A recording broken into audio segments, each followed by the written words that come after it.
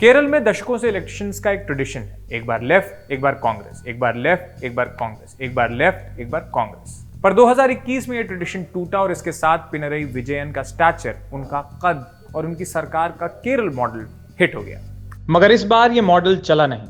Election commission के latest numbers के हिसाब से कांग्रेस और इंडियन यूनियन मुस्लिम लीग IUML वाले गठबंधन UDF को क्लियर मेजॉरिटी मिल रही है। लेफ्ट जिसने ट्रेडिशन तोड़ा, इस बार खुद टूट रही है। इस बार के एग्जिट पोल्स ने प्रेडिक्ट किया था कि विजयन जा रहे हैं, एक क्लोज बट क्लियर चेंज की ओर इशारा था। The most noteworthy aspect of the exit poll data was the vote share. According to Axis My India, the Congress led coalition UDF was projected to secure 44% of the votes, while the LDF 39। ये 5% का difference Kerala जैसी जगह पर equations को पूरी तरह बदल सकता है, क्योंकि 2021 में भी 6% का ही डिफरेंस था LDF के पक्ष में। अब वो सवाल कि क्या काम आया, किसके नहीं आया और कौन क्यों कैसे गया। Kerala is a far land from Delhi, इसलिए वहां की राजनीति और इश्यूज भी दूर रहे। पर यह बात किसी से दूर नहीं है कि voters of the Kerala are literate and informed. Let's first talk about the anti incumbency. Vijayan सरकार का दूसरा टर्म पहले के कंपैरिजन में ज्यादा कंट्रोवर्शियल रहा। While the government was praised during its first term for its handling of floods and the pandemic, allegations of corruptions tarnished their image in the second. The first in the list is the Sabrimala gold theft case. Sabarimala कई सालों से national politics में भी बहुत debated topic रहा है, पर सितंबर 2025 में जब यह खबर आई कि मंदिर की मूर्तियों से सोने की परत चढ़े हुए सामान को बिना बताए हटा दिया गया है, तो भैया पूरे राज्य में बवाल। जांच में जो बातें सामने आई, उन्होंने सरकार की मुश्किलें और बढ़ा दी। फर्स्ट, सोने के बर्तनों और सामान को जब रिपेयर होने के लिए भेजा गया, तो a shortage of approximately 4.54 kgs was detected. The High Court expressed strong displeasure over this and questioned where did this gold go. ED ने जब इस केस को अपने हाथ में लिया तो CPIM के बड़े नेताओं के नाम सामने आए। त्रावणकोर देवस्वम बोर्ड के फॉर्मर प्रेसिडेंट A पद्म कुमार के घर पर छापा पड़ा। मंदिर के मुख्य पुजारी या तंत्री कंदरारू राजीवरू के अरेस्ट ने इस विवाद को और बढ़ाया। The opposition alleged that the chief minister's office is influencing the investigation.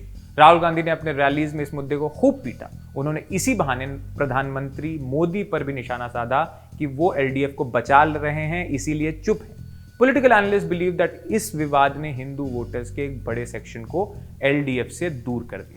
Another incident that created an adverse atmosphere against the Vijayan government was the suicide of Naveen Babu, the additional district magistrate of Kannur.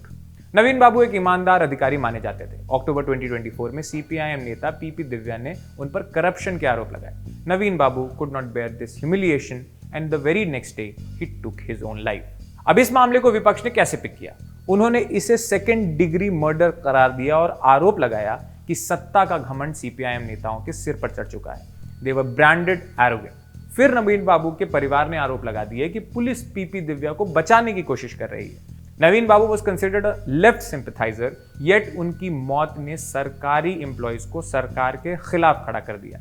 Analysts believe that this incident proved to be a turning point for middle class voters.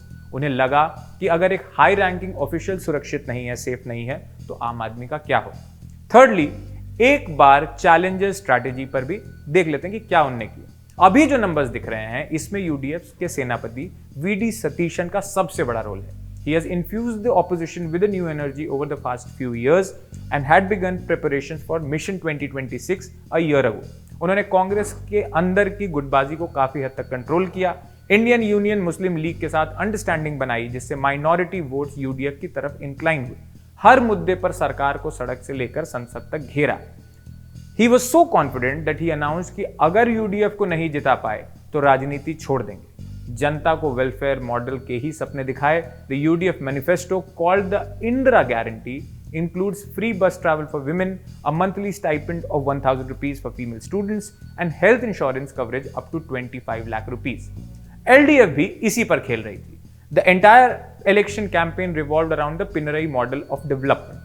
मुख्यमंत्री का कहना था कि उनकी सरकार ने 2021 के 97% promises को पूरा किया है। क्लेम ये कि उन्होंने पेंशन को बढ़ाकर वेलफेयर स्कीम्स के जरिए गरीबों की मदद की। साथ ही CPIM ने यह भी कह रही थी कि केवल वही हैं जो BJP और RSS की कम्युनल पॉलिटिक्स के खिलाफ मजबूती से खड़े हैं। दैट रिमाइंड्स मी, तेरा क्या होगा भाजपा? बीजेपी के लिए केरला हमेशा एक टेढ़ी खीर रहा। 2026 में भाजपा ने विकास और भ्रष्टाचार मुक्त शासन का नारा दिया था। प्रधानमंत्री मोदी और अमित शाह ने यहां कई रैलियां की, but even in the exit polls the BJP appear to be in the fight for only 2 seats. UDF और एलडीएफ दोनों ही उन्हें फाइट में नहीं मानते। इन इक्वेशंस के अलावा सेंट्रल केरला और सीपीआईएम के अंदर चल रहे इंटरनल क्लैशेस ने भी कॉन्टेस्ट को कॉम्प्लिकेट किया। एर्नाकुलम, इडुक्की, कोटायम और अलापुझा को सत्ता की चाबी कहा जाता है। It was from here in 2021 that the LDF stunned everyone by winning 25 out of 37 seats. Youth and unemployment तो हर चुनाव में एक इशू रहा ही है। जब एग्जिट पोल्स आए थे तब 2 तरह की बातें चली थी। अगर यूडीएफ जीती तो उनके लिए संजीवनी, अगर एलडीएफ ने हैट्रिक पूरी कर ली तो मुख्यमंत्री विजयन अजय होने की पुष्टि कर देंगे। नतीजे आपके सामने हैं।